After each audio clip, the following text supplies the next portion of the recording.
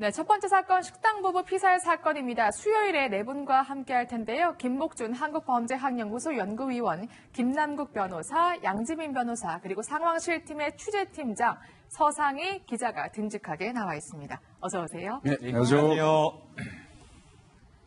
네, 부산에서 한 부부가 흉기에 찔려 숨진 채 발견됐습니다. 용의자가 오늘 오전까지 그야말로 닷새째 오리무중이었는데 조금 전 검거됐거든요. 먼저 현장으로 서상희 팀장과 가보겠습니다. 네, 지난 23일 밤 살인사건이 벌어진 부산 대연동의 식당 주변 CCTV입니다. 이 도로를 비추는 CCTV 화면 속 검은 옷을 입은 남성이 보입니다. 식당 주변을 저렇게 서성이는데요. 주차된 차량 옆으로 다가가더니요. 이제 잠시 다가 저렇게 쪼그려 앉아서 숨어 있습니다. 네. 쪼그려 앉아 숨어 있던 남성 잠시 뒤 식당 안으로 자리에서 일어나서 들어가는데요. 약 1시간 반 정도 지나서 다시 모습을 드러낸 남성은 식당에서 나와 승용차에 탑니다. 경찰은 이 시각 60대 부부가 살해된 것으로 추정하고 이 CCTV 속 용의자를 특정했습니다.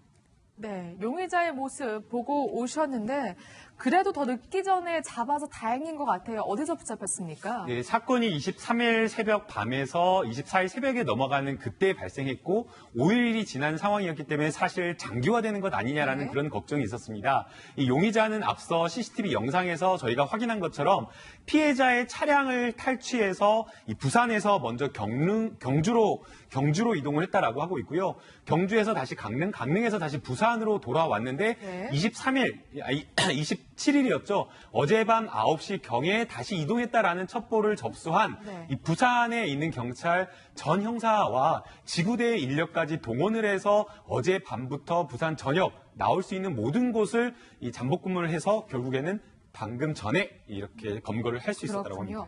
부산 해운대구의 한 모텔에서 검거가 됐는데 사실 걱정을 많이 했습니다. 왜냐하면 김남국 변호사님이 설명하신 것처럼 용의자가 범행 후에 전국을 누볐기 때문인데요. 경찰에게 일단 직접 들어봤습니다.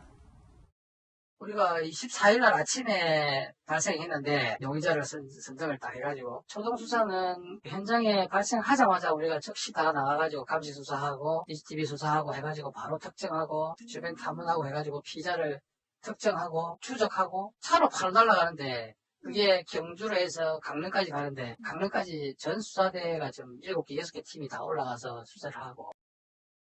네. 용의자를 따라서 정말 전 경찰이 지금 쫓고 있었던 건데 일단 강릉까지 갔는데 다시 거꾸로 부산으로 돌아왔어요. 이건 왜일까요? 이거는 아마 이 경찰에서 7개 팀 중에서 6개 팀이 올라가가지고 그쪽을 이제 속된 말로 몰이한 거죠, 몰이.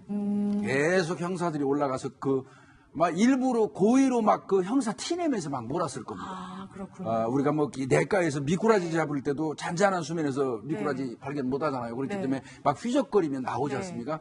뭐 이런 뭐 수사기법까지 얘기해서는 좀 그렇습니다만. 네, 여기까지 말씀하시죠, 그럼. 몰이를 한 거고요. 결국 이 사람 입장에서는 내가 있는 데까지 이 사람들이 따라왔다는 인식이 주어지고 불안감이 가중되면 결국은 연고가 있는 곳으로 복귀하는 게 범죄인의 심리입니다. 네, 이제야 좀 이해가 됩니다. 근데 용의자가 누군가 지금 한번 살펴봤더니 숨진 아내의 제부, 그러니까 가족, 친인척 사이였어요. 맞습니다. 예, 맞습니다. 사망하신 분의 그러니까 이제 아내 되시는 분, 여동생이겠죠? 자매죠? 자매. 그 사람의 남편이니까 제부라고 해야 되겠죠? 이거는 이제 아마 CCTV를 보면서 얼굴을 특정을 했을 거고요. 아까 우리 김남국 변호사님이 얘기하신 것처럼 뭐 이 순서대로 들어가고 뭐 이거 하는 거 쭉 이런 내용들을 아마 경찰이 확인하면서 이 사람이라고 이제 단정은 거의 했을 거예요. 그리고 난 다음에 실제로 맞는지 여부를 확인하기 위해서는 현장에 범행에 사용했던 도구를 두고 갔거든요. 거기에서 지문이 나왔다면 바로 인적사항이 나왔을 거고요. 지문이 안 나왔다면 DNA로 할 수밖에 없는데 DNA 같은 경우는 잘 아시다시피 지문처럼 바로 누군지 알 수 없어요. 전과가 없는 이상. 그렇다면 제가 판단하기에는 이거는 제부라고 추정이 되니까 그 사람이 사용하는 칫솔이라든지 네. 생활용품하고 그 현장에서 발견된 대조를 DNA를 해봤을 가능성이 대조했을 있군요. 거예요. 그러니까 흉기에 남은 혈흔과 그 제부의 DNA를 비교해봤더니 일치해서 제부가 지금 용의자로 떠올랐고 검거된 상황입니다. 그런데 지금 사건 발생 시간이 새벽 1시쯤이거든요.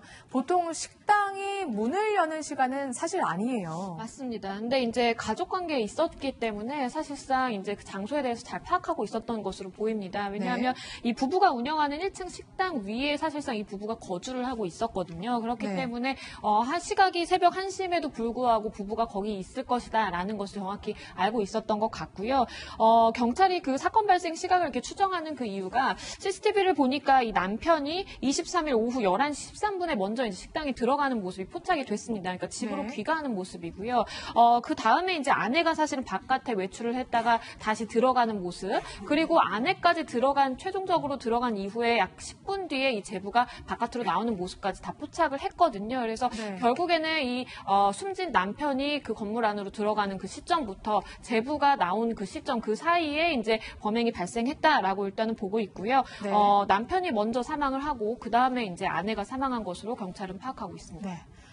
닷새간 잠적했던 용의자를 현재 경찰이 오늘 오전 검거를 했고 현재 경찰서로 압송해서 조사를 벌이고 있습니다. 그렇기 때문에 곧 범행 동기가 나올 것 같은데 아직까지 혹시 알려진 대략적인 내용이 있습니까? 왜 살해했는지요? 네, 방금 체포가 되었기 때문에 네. 피의자에 대한 수사는 아직 이루어지지 않은 것 같습니다. 그러나 용의자를 체포하기 전에 이미 용의자가 어느 정도 특정된 상황이었기 때문에 피해자 부부의 친척 등을 대상으로 해서 이제 조사를 좀 해본 그런 상황인데요. 이 피해자 부부와 용의자 피의자인 이 제부와는 특별한 어떤 금전적인 갈등은 없었다라고 합니다. 네. 그런데 아내와 굉장히 평소에 심한 갈등이 있었다라고 이야기를 하고 있고요. 네. 통상 이제 아내와만 이렇게 싸웠던 것이 아니라 평소에도 아내와 싸우고 아내의 또 가족들에게까지 굉장히 좀 갈등 관계에 있었다라고 이야기를 하고 있기 때문에 해당 부분에 대해서 조금 집중적으로 살해 동기를 파헤쳐 보겠다라고 하는 입장이고요. 저는 이 용의자를 체포하는 과정에서 경찰이 정말 잘했다라고 칭찬해보고 싶은 게 네. 아무래도 피해자가 친인척 관계에 있는 그런 사람이다 보니까 또 혹시나 친인척을 대상으로 해서 다른 추가 범죄가 있을 것을 우려해서 용의자를 체포하는 것에 또 경찰력을 동원하는 한편에 또 동시에 친척들에게 스마트워치를 지급해가지고 혹시나 용의자가 나오거나 추가 피해가 발생할 때는 긴급하게 연락하라라고 했다고 합니다. 그렇군요. 지금 CCTV를 다시 한번 여러분 살펴보시죠. 물론 화질이 좋지 않고요. 신상 공개된 범죄자가 아니기 때문에 저희가 부득이하게 저렇게 블러 처리를 했는데 마스크로 지금 얼굴을 가리고 있거든요. 그렇다면 뭔가 계획적이 아니었을까 이렇게 저희가 추정을 해볼 수도 있을 것 같아요, 위원님. 예, 지금 CCTV에 보면 저 식당으로 진입하기 이전부터 약 1시간 넘게 마스크로 얼굴을 가리고 흉기를 들고 이렇게 대기하고 있다가 적정한 타이밍이 됐을 때 이제 그 안에 들어가서 살해 행각을 했잖아요. 그리고 이제 흉기 버리고 거기에서 피해자 차량 키 가지고 그대로 이 도주한 거 이런 거 일련의 그 과정을 보면 이건 명백히 계획 범죄입니다. 우발적인 범죄는 아닙니다. 예. 현재 저희가 보여드리는 장면은 식당 외부 CCTV인데요. 서 기자요, 혹시 식당 내부 CCTV는 없는 건가요? 식당 내부에도 CCTV가 설치되어 있었다고 합니다. 그런데 경찰이 확인해 보니 전원이 꺼져 있는 상태였다고 합니다. 근데 사실 이게 먼저 고장났을 가능성도 있지만 범인이 사전에 CCTV를 꺼놨을 가능성도 있고 아니면 그 장면이 촬영된 것을 삭제하고 이후에 그 전원을 꺼놨을 가능성도 열어볼 수 있습니다. 경찰은 현재 이 CCTV 디지털 포렌식을 의뢰를 했는데요. 영상이 삭제된 부분이 있는지 이 부분도 들여다볼 예정입니다. 네, 경찰이 디지털 포렌식을 맡겨둔 상황이라고 하니까요. 그 결과 또한 저희가 지켜보겠습니다.